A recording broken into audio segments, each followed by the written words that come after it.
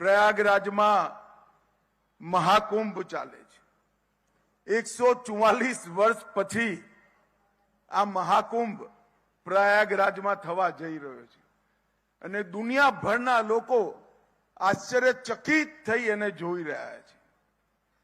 અનેક એમ્બેસેડર જોડે મારે વાત થઈ કે અમને આમંત્રણ પત્ર જોઈએ છે।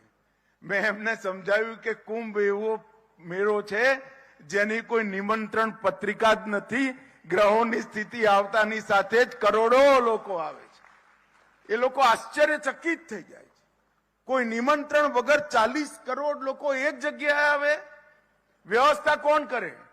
મેં કહ્યું સરકાર જે વ્યવસ્થા કરે એ વ્યવસ્થા રામ સેતુમાં ખિસકોલીની મદદ જેટલી હોય। સરકારી વ્યવસ્થાના આધાર પર આ કુંભ નથી ચાલતો।